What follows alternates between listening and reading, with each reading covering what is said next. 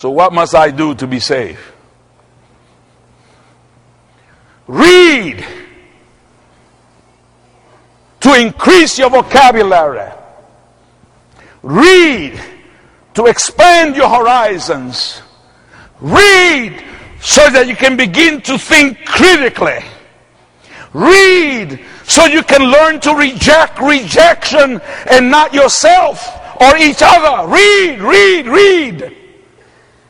And every word that you come to that you do not understand, think of it as a brick that hides the sunshine of understanding. And she gave me my first dictionary, and she says, son, with this, you can crush bricks. And I said, read when? And so she made a pie chart of my time and found out that there were 2 hours unaccounted for. She says, that's your reading time. And then the busybody that she was, she kicked in my weekends. She says, that's your reading time. Read 25 pages a day. And I said, read what? Listen to the wisdom of Mary Yamasaki. Read what? She said, read memoirs. Read what? Say memoirs.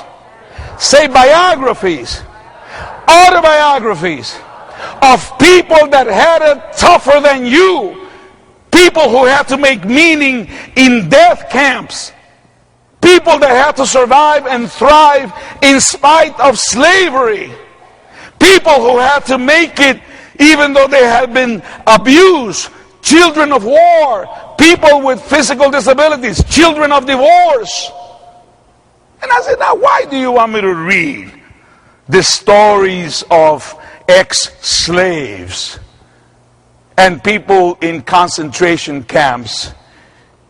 She says, son, listen carefully, so you don't get the idea that this country owes you a living. What we owe you is an opportunity. And when you read about people that had it tougher than you, you will not make it a profession of feeling sorry for yourself.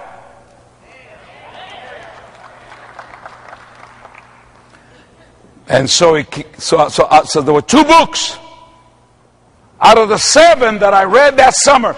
2 books would stay with me for the rest of my life.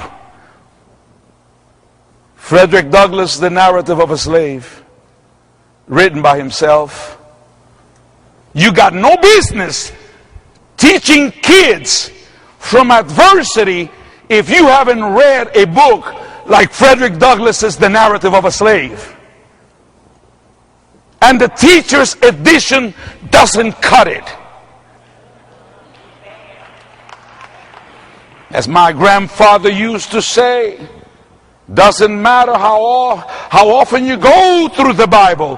What is really significant is how often the Bible goes through you.